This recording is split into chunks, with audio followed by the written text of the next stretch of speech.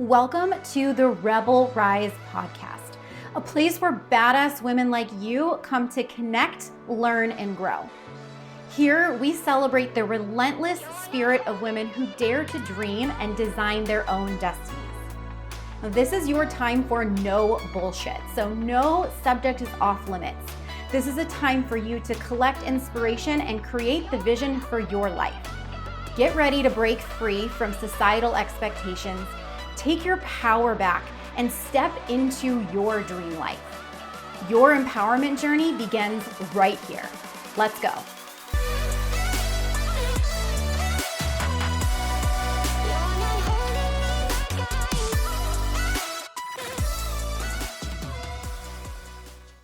All right. Well, welcome, Liz. It's so nice to have you here. I'm so excited to introduce you to everybody.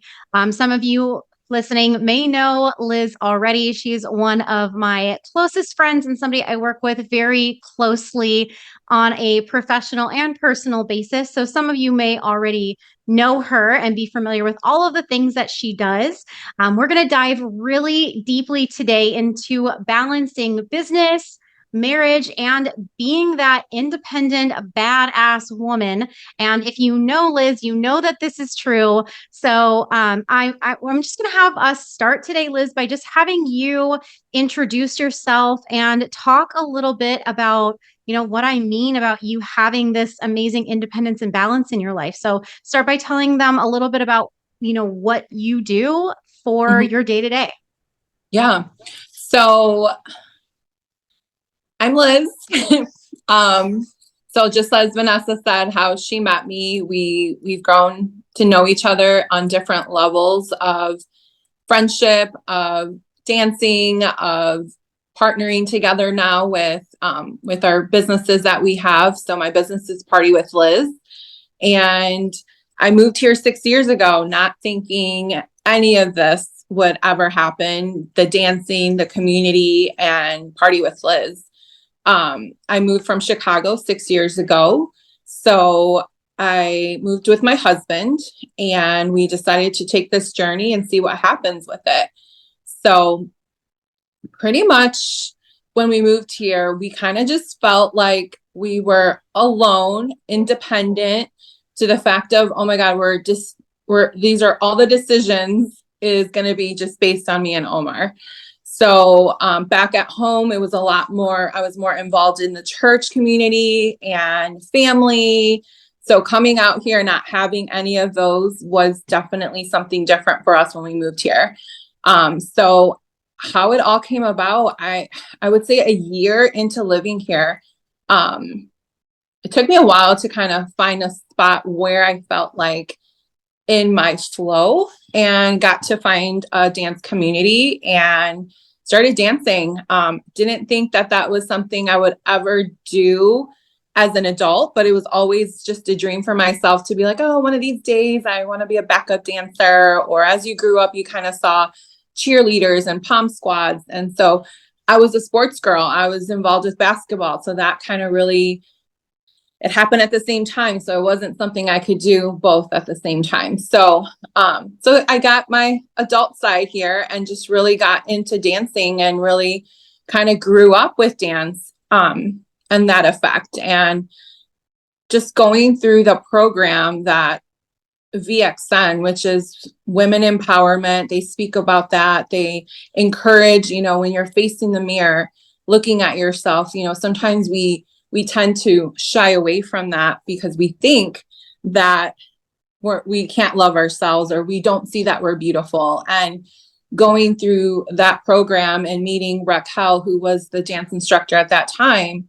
she embodied that, she motivated that within the dance. So I think stemming from all of that had really built my confidence from that, because I did go through a really hard time within the first year that I was here. I dealt with infertility. And so that was a really hard emotional moment for me. So stemming from that, I was able to find some confidence in being able to pretty much live my life, like really embody who I am and who I was. You become different versions of yourself as you grow up, and just knowing when I was here, it just you just realize that you don't depend on your parents anymore. You don't depend on others, or you have your husband, but your husband is just an extension of who you are. So who was Liz? So that kind of started me going from finding who I was. So going through that dance was really, really an experience for me for 2.5 years, and became an instructor and taught a couple classes. That was very exciting. A lot of work, but at the same time, just giving back to the women who were coming into the classes, knowing that they were probably having the same story or different stories, that they probably needed that motivation and confidence in them. So I felt like I shared that energy with them, and I was able to build friendships. So from that, I think in my career, I've been in banking for over since I was 21 years old. Now I'm 40, so 20 years. I just did my math. So for 20 years, I've been in banking, and I've gone from being a teller to being a banker to a branch manager. And again, when my shift happened here in Arizona, again, it's what am I going to do? What's my next step? I went to school. So I went to school for management. So I was like, all right, we're going to let's move on to the next step of what in the banking world it's kind of like. So I definitely applied for so many jobs at that time. And pretty much I was kind of discouraged, because I was like, am I even able to be qualified for these certain positions? Because when you read descriptions on jobs, it's sometimes very nerve-wracking or intimidated to think that, do I have the ability to think that way? Or do I have the ability to take on a bigger team that maybe you don't have enough knowledge? So I did have those doubts. But I definitely slept on them. I really had to reread them again and really analyze what my qualifications were from the get-go. What have I learned? What did I learn in school? Obviously life lessons happen throughout your years. So really going back to that and really put those pieces together to really say, I can do this. So I applied for this job and had no idea on the commercial side. If you know banking, there's a retail side where customers open their checking and savings account. And then we have the commercial side where all the big businesses happen. And so this was really new to me. And I was like, I'm going to take the step. We're just going to do it, run with it. Because I believe that you have to take a risk in order to know what the result is. If you don't do that, you're always going to wonder, what if I did this yesterday, or I could have done this. I just felt like you just needed to take the whim and just do it.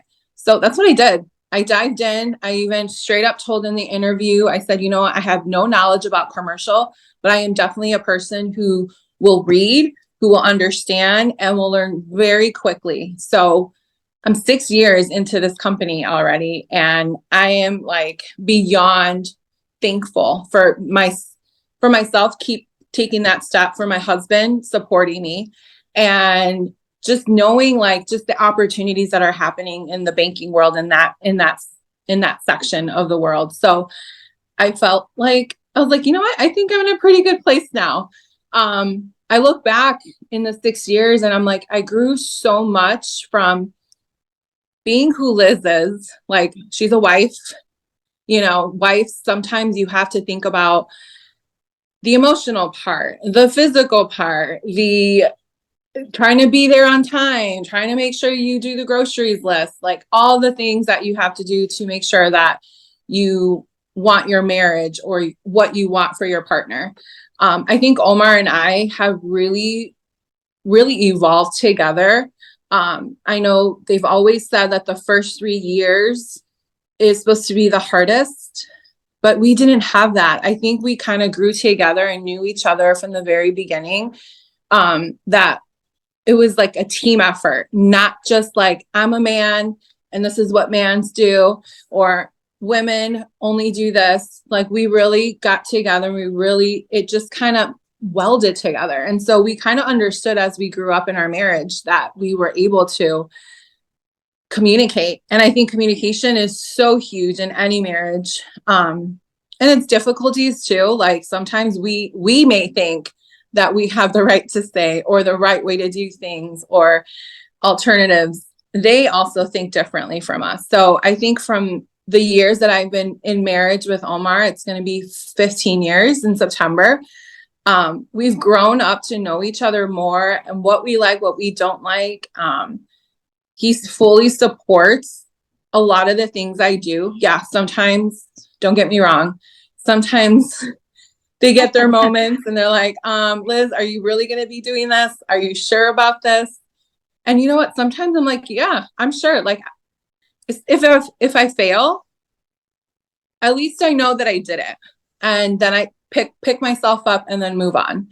So going back to the marriage thing, I just really feel like the communication piece and just making sure that I spend the time, I make time for him, but I also make time for myself. You know, we get so consumed when we say, oh my God, I'm married to my life partner. And that's all it is. And I don't want to judge anybody. That's great if you're all in 100% to your husband or 100% to your wife. It's just more of like the balance between defining who you are, but also who you are in a marriage. And you can be both. It doesn't have to be very consumed 100% that you have to be the wife forever and ever. It's not what it is. We're a wife, we're a woman. We play so many roles in our lives that I felt like I'm able to communicate that. I saw it a lot in my parents' marriage where I did see my mom always constantly finding ways to make things work, you know, at home, always like getting the groceries, cooking, making sure everything was ready. So when my dad was here, we were sitting out as a family eating dinner. Then after that, she would, you know, do the cleaning, but she would have all of us clean as a group. So team effort. So I really learned a lot from my mom when it came to stuff at home. And then when we get to church was a totally different dynamic. You know, everyone had their roles. My dad was the pastor. My mom was pastor's wife, teacher, you know, did women's groups, did all the things. And I just seeing her like, sorry, getting emotional. Okay.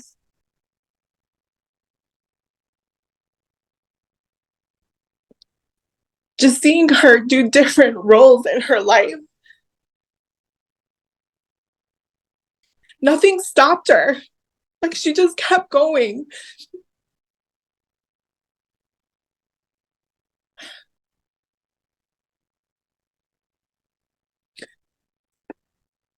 I really admire her so much because she really embodies a woman who doesn't let anyone or anything hold her down.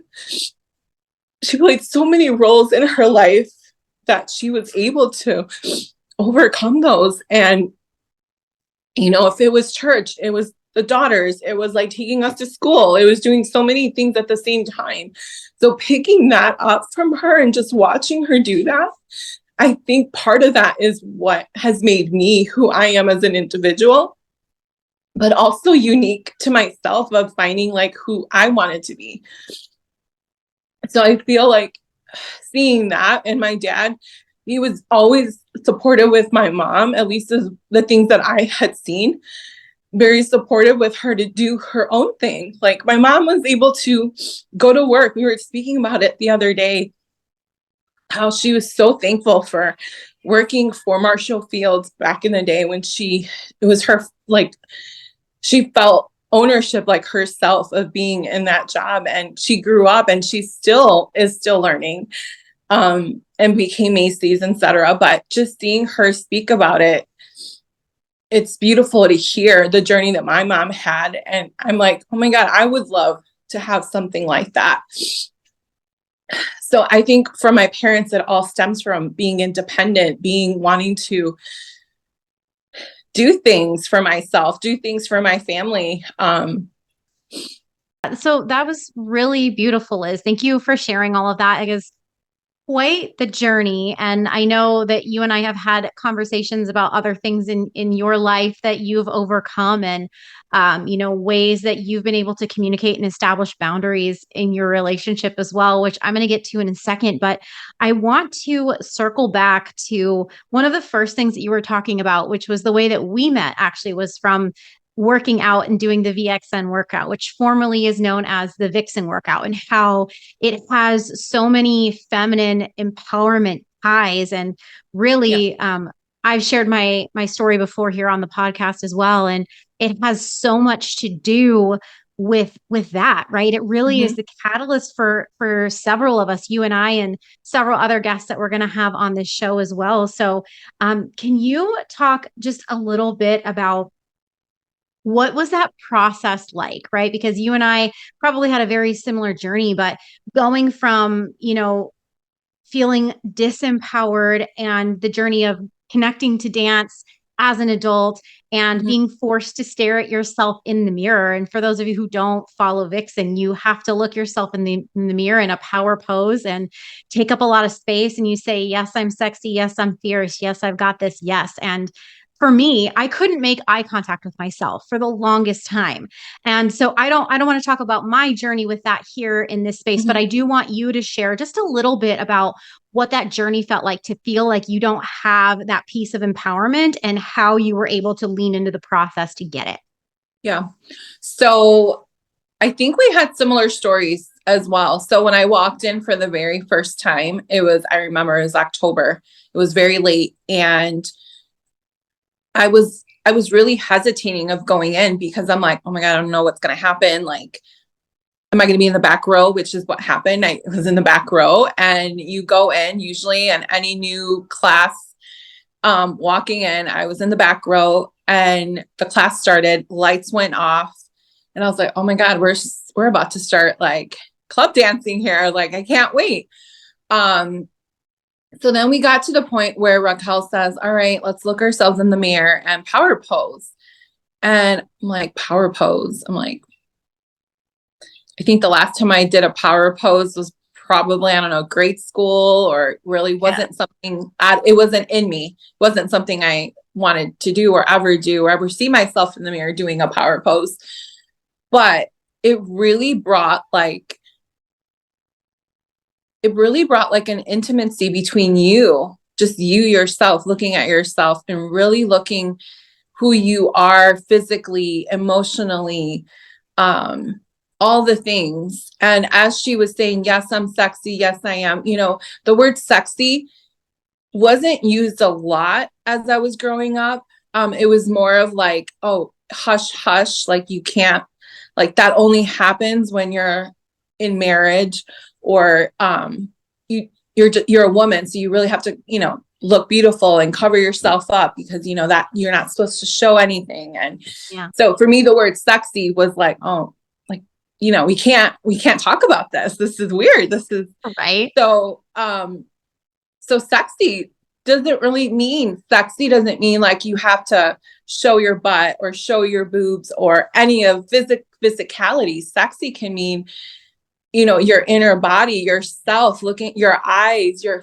face, your physical self of who you are.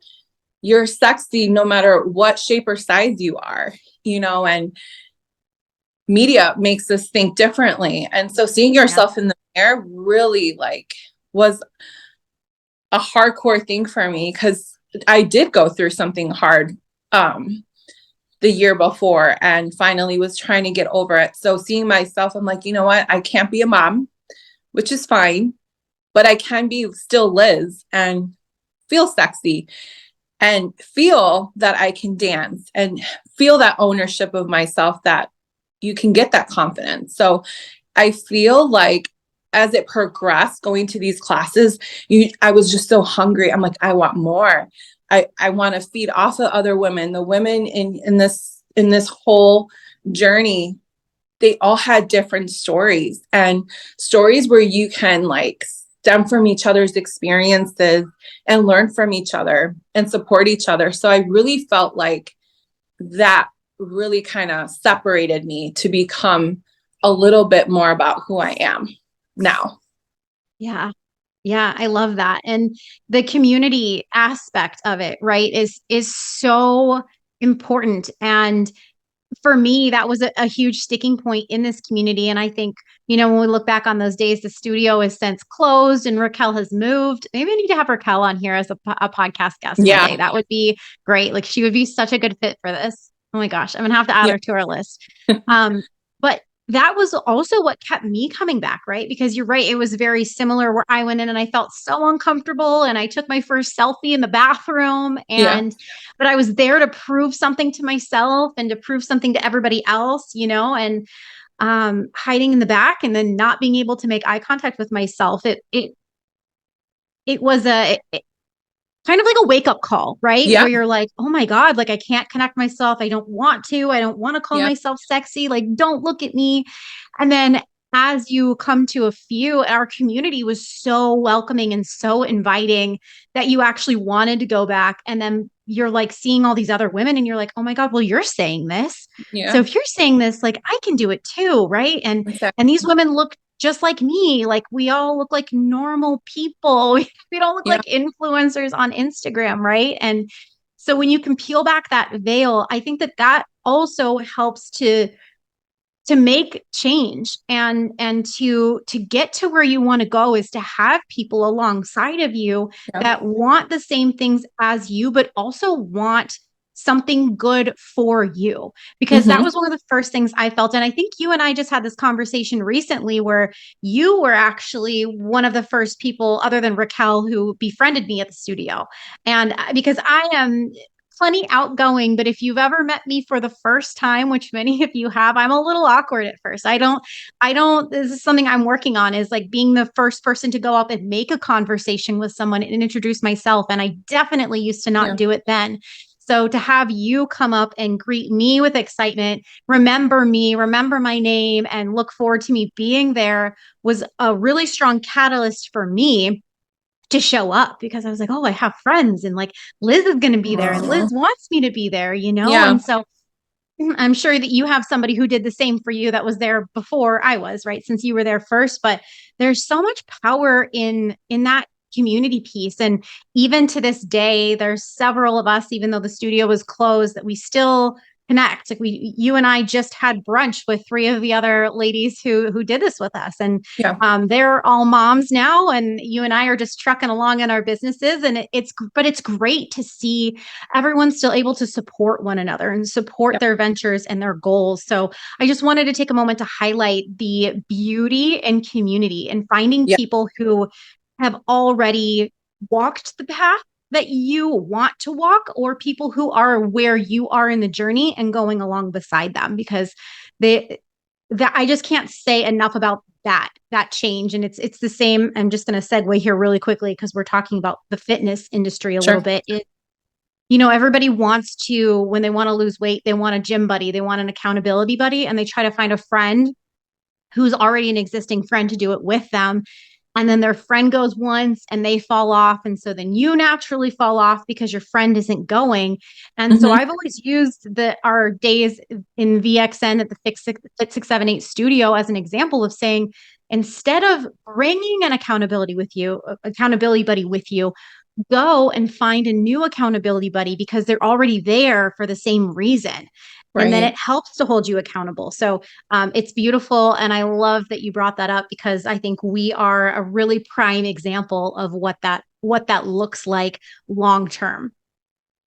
Absolutely. I totally agree with everything you said. Um, One thing I forgot to throw out, sometimes when you find your confidence, I remember when I found my confidence in the fitness role, but even the support of the community, I was the type of person, I know I said it earlier, that sexy was like you have to be covered up and etc. Um, One day I went to the store, I went to go buy sports bras, and I'm like, I'm going to show up to a sports bra because I feel good. My body feels good. I want to show my body. Yeah. And showed up. And can I tell you the group of people that they're like, Liz, I can't believe you look, no, and I can't believe they said, Liz, you look so good. I'm so happy to see you.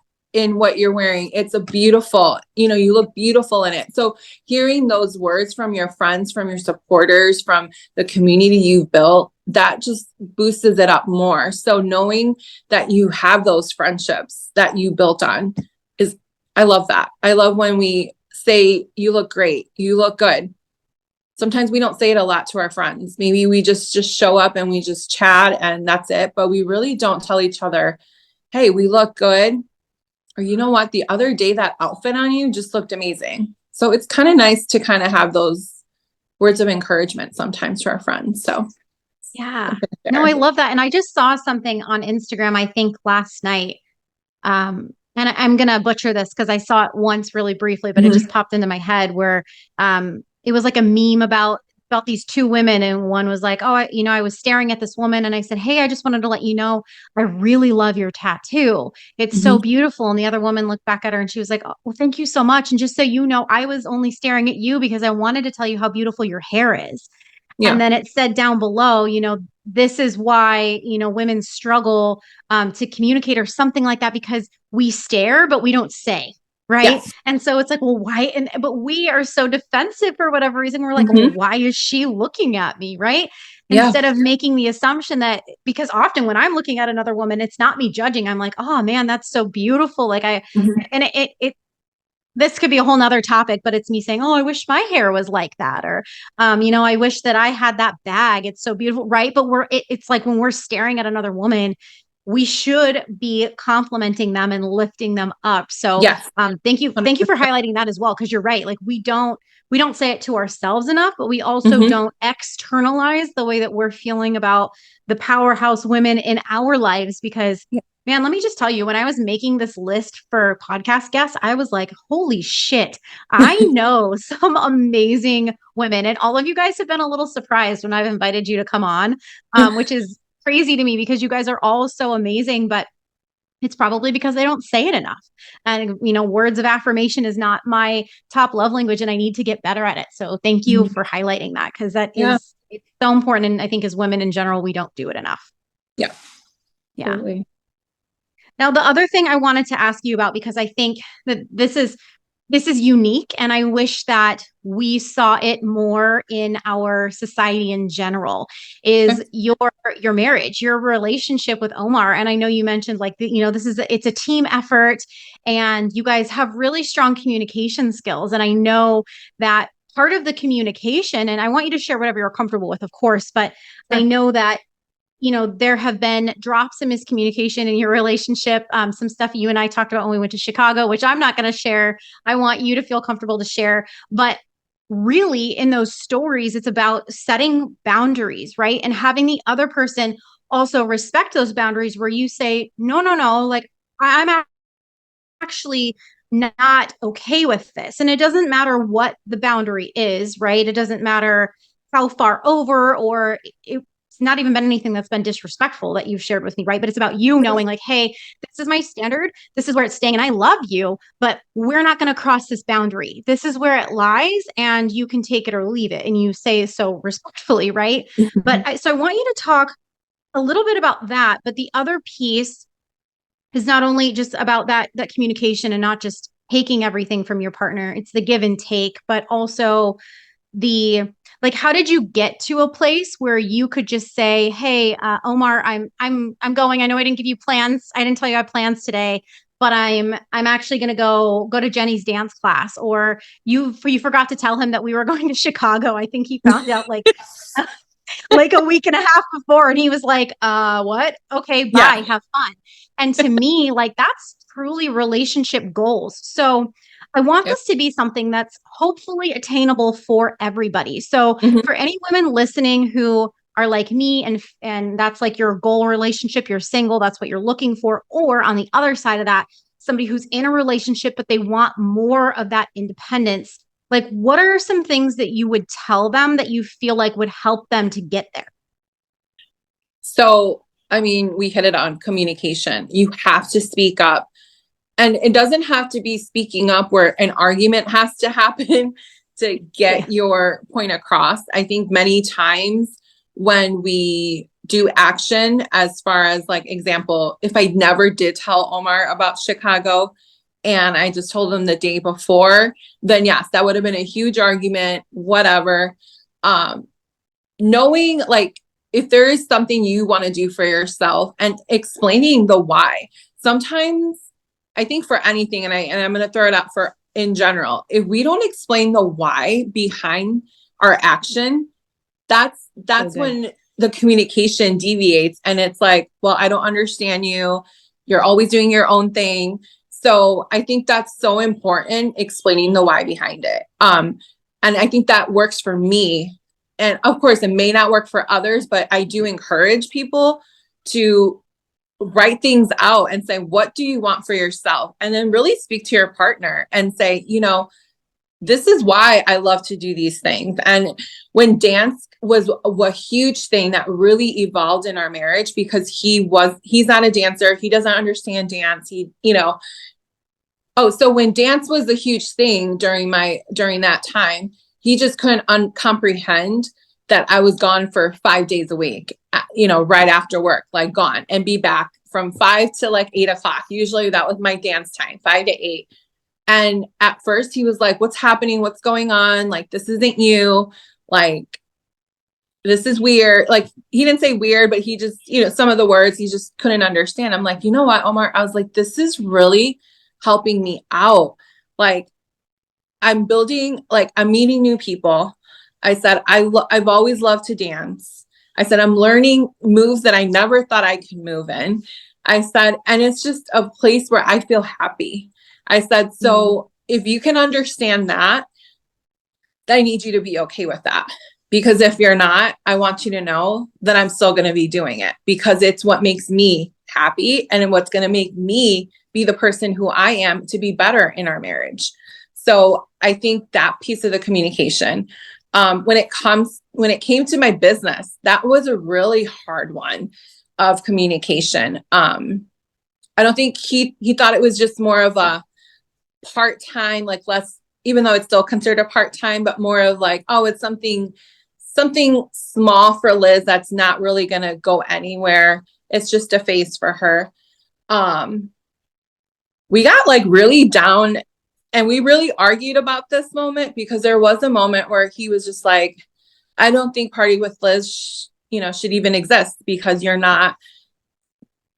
occupied. Like, where am I? Where do I fit? And I think that's the part when he said, where do I fit? Like, your life is not around me anymore. It's more around your dance. It's more around Party with Liz. So where am I? So that kind of took me back. And I was like, okay, well, I have to analyze. I have to see what makes me happy, but also what's going to make our marriage happy. And so it got to the point where I'm like, all right, there'll be days where it's going to be for Omar and there'll be days where it's going to be me. But I also did let him know, Omar, not all the time is it going to be about you. I want you to know it's not going to be 24/7. Like, there needs to be a balance. I said, you also have your own things. So I respect those things and I expect you to respect my things. So I think going back to the original question you said, what would I encourage the women to do?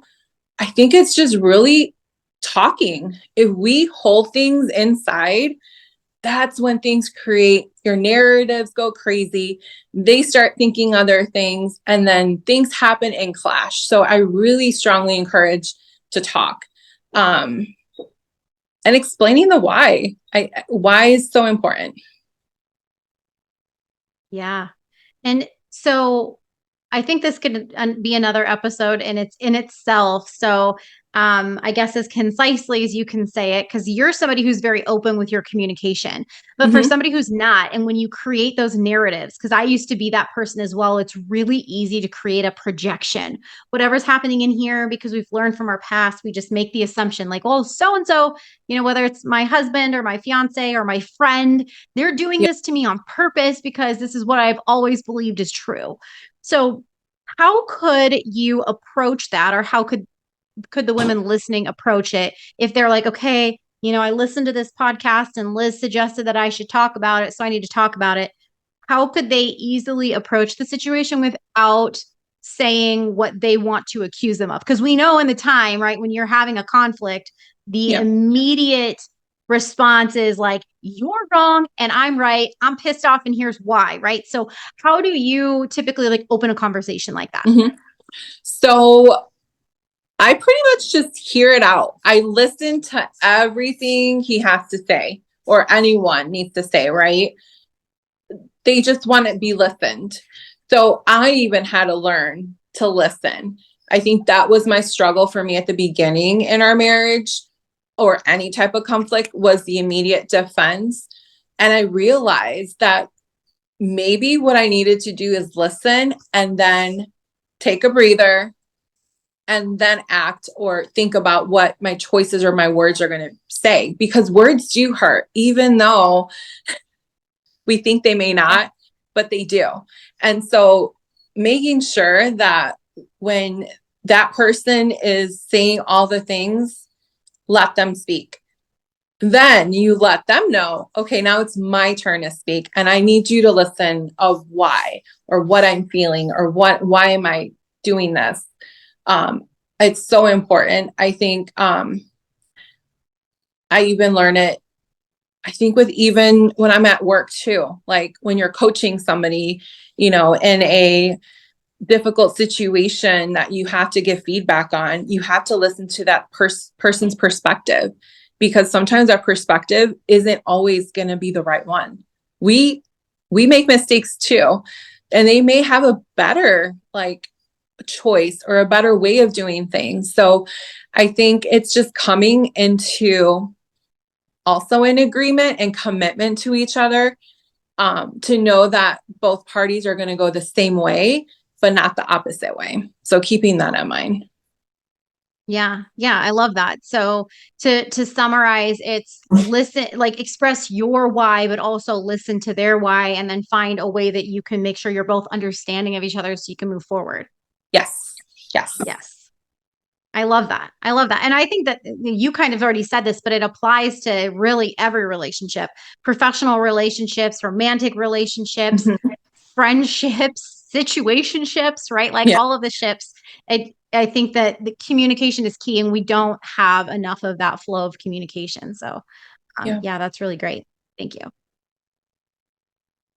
So the next thing that I want to talk about, because you just mentioned it briefly, and what's interesting to me is you actually didn't mention it, I don't think, once in the intro where you were explaining to everybody your story. You Yeah. just mentioned it, and it's behind you. So I want to talk about the elephant, the beautiful elephant that's in the room. So, we've talked a little bit about your experience with relationships, and your 20 years of experience with banking, your backing in business, and all of that. And then you very briefly mentioned this little itty bitty thing, like not so serious, called Party with Liz, which is actually a really big deal. So this is something that, Liz is the owner, creator, CEO, designer, all of the things for. And so I want you to, plug your business a little bit. Like let's talk about this. How did Party with Liz get started, and kind of what has the journey been for you up till now with your business? Yeah. So I almost didn't want to, I almost didn't feel like I was speaking so much about it because I really wanted to focus how it got to this point, right? Yeah, Because super important too. you think about what's your next step, right? And I think I think it was, I'm going in 2.5 years with Party with Liz. So 39, so 39. Yeah, 39. I was about to start my 40s, my decade. So I'm like, what's going to be my next step? I've already went to college, did the marriage, dated for 5 years, then did marriage. Then, okay, kids didn't work out at the moment. Don't know if it's still going to work out, but it's okay. Life moves on and I'm not going to stay there. So I said, all right, good. All right. Focus on my career in banking. I'm in that already. I'm working on it. I feel good about it. I'm present. What's next? So I think this is where it kind of fits so well into it. I think it just kind of, again, it goes back to the community that I was in. It pretty much just got created with small little events that we had going on. And I was like, hey, do you guys want me to like put something up or do a small little table of food, and it kind of started off that way. And then Rena, Studio Scottsdale fitness owner, she and I got together. We were friends back at Fit 678 when it was around. And she's like, Liz, we should do like an anniversary party for Dance Fitness AZ. If you guys don't know that, that's where she promotes all the fitness instructors throughout the Arizona Valley. So it was her 1 year anniversary. So I was like, yeah, absolutely. I'm like, I'd be happy to like help and do stuff. And so the idea, she sent me what she wanted to do. And I was like, what if we do a little bit more glam to it? And so the other owner that was around at that time, she wanted to join in. And we went ahead and did this 1 year anniversary party. And it was a white party where everybody dresses white, everything, all linens was white. And you just show up and we had a dance party and food and just a big celebration. So I pretty much transformed our fitness venue into a dance club party. Yeah, And it was everyone beautiful. so everybody loved it. Even people who weren't able to attend. I think were you on it? Did you go? I wasn't. I think I had to work because I was still a restaurant manager at the time. Okay. Okay. Yeah. So yeah, like photos, videos were posting and people were like, Liz, you need to do something with this. And I'm like, well, I don't know. I just did it for fun because that's normally what my actions are. I like to do things for fun. And a couple of days later, or no, the next day, we were all together at a brunch for Whitney's baby shower. Was it baby? No, Whitney's engagement party. And Alex approached me and Alex was like, hey, Liz, like, I'm going to turn 30. Would you like to do my birthday? And I was like, oh, I don't know. Do you think, I don't know, maybe. So then everybody's like, Liz, you should just start your business. Just do it. See what happens with it. I'm like, well, let me think about it. So probably 20 minutes into the conversation, I was like, all right, guys, I made a decision in 20 minutes. I was like, fine, I'm going to start my business. Don't know what the name's going to be yet, but I will start my business. So I got to do Alex's 30th birthday Tulum theme. That one, I had so much fun planning it. And I had Omar, my husband, like support me with that one because that was a big project, doing all these palm leaves on the backdrop. Definitely go to my page so you guys can check that backdrop because that was like iconic. And it took about 3.5 months to create. So it was really something to be proud of.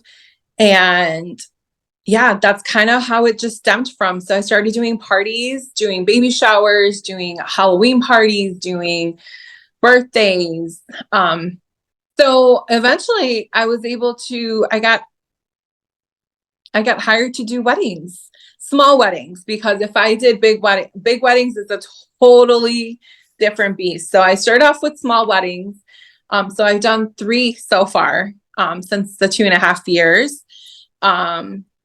And those were fun too. So depending the size of the venue or how many people they'll have, sometimes I'll be enticed to do it. But I really, really enjoy the creative part of Party with Liz when it comes to knowing what the theme is, knowing that if the client is excited, what she wants, like just us having the first initial conversation, like what does she imagine herself? It almost takes me back to if you watch the wedding planner with J-Lo when she is meeting the client and she asked the girls, well, what do you imagine for your wedding? And so they ask her that, and J-Lo just started going off of her vision. And so that's kind of how I feel when people share what they want.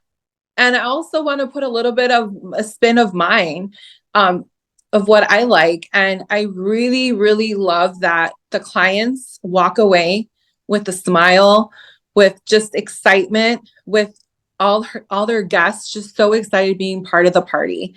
That really tells me that I did my job, and they hire me probably for other things, or they referred me. So I think Party with Liz has been going because of so many people that have invited me to do their parties and shared how fun and how beautiful they felt being in their own parties. So sharing that, I think that's what's made Party with Liz so unique. Um, I don't know. I could tell you so many more stories about Party with Liz. There are days, I'm not gonna lie, there are days where it's like you're just not in the mood of doing things. But you know what? It just remind myself, I'm like, you know what, you're doing it because you love to do it, because it's what you create. It's like your own baby. That's what it is. Yeah. It's your own baby. Yeah. You're taking care of it, you're nourishing it, and knowing the fact that how it's grown and the way we're speaking about it now, there's so much more that's going to happen this 2024 that I'm so excited for. you know, Can't wait. you helped me last year with a Taylor Swift theme, asked you to do some fun drinks. And what happened there? You're like, Liz, I should just start my bartending business or my bar business. And now Yep. look at you now. So I feel, and not only that, even Raylan, I asked her, hey, can you do some videos? Can you do this for certain parties? And she started doing her own business for doing the videos with her phone and doing the behind the scenes. Um, and the cookies, Emily, she started really small with us when we started doing events at Fix 678. And eventually I was like, girl, you're going to be my girl anytime I need some cookies for any event that I have. So she's been with me since the get-go, and I am so proud of all the women that have supported me too. I want to mention Megan, because Megan was one of the beginners, besides you, Nessa, but she was the one that said, Liz, I think you can do it. Like, I'll help you with balloons. I could be your creator for balloons, and you could start it off that way. And you focus on the backdrops or the decor and tables, and I'll help you with balloons.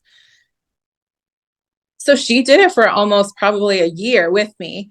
And it was beautiful. It was beautiful to have those partnerships and friendships, because I can't do everything all by myself. I learned that.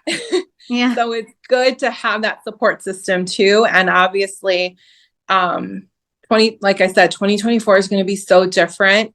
I have plans where now I can have someone be my assistant on certain different types of events, where I don't have to feel that I have to worry about just me by myself. Omar is supportive, to a certain extent. I can't always have him to be at my events, and I think that's the partnership where me and Omar speak about having a balance. You're my husband, but you're also like, can't always be with Party with Liz, because again, that's my baby. I want to take care of it. So yeah. Yeah. Well, I love that. And it's been so fun to see you grow. And Party with Liz is kind of like the birth mama business of all of these other little Mhm.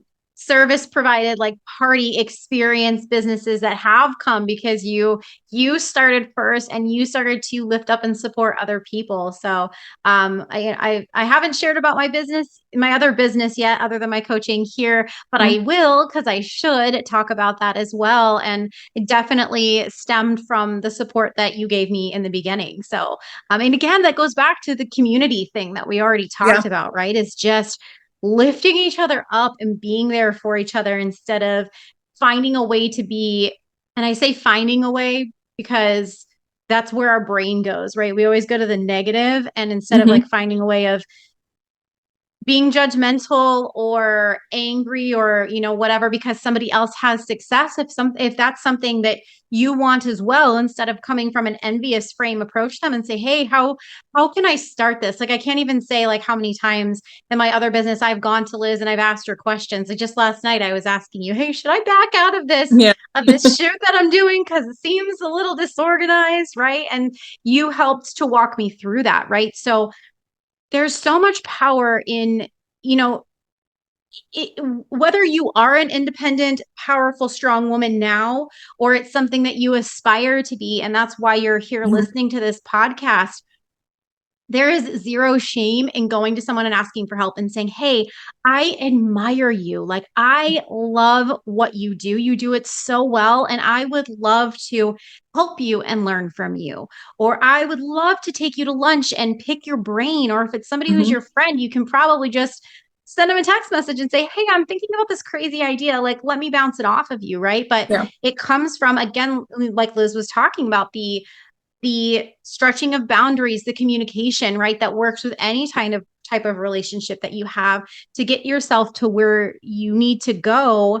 And something we didn't touch on, but I'm feeling like I need to mention it now, is just having that humility, because that's something that I've noticed with a lot of my audience and the women who are in this space with me, is that they don't feel like they can reach out for help, or like they don't Mhm. want the people in their life to know that maybe they're not super happy, or maybe they want to learn a new skill for fear of judgment, right? And so Yeah. just being able to have the humility to say, "Hey, I'm actually not good at everything, and I want to be better at this, and I'm okay with sucking." And sorry to say it, but you've got to be okay with the risk of sucking at it publicly, because I Mhm. know I've made plenty of mistakes in my business. I'm sure that you have too, Liz.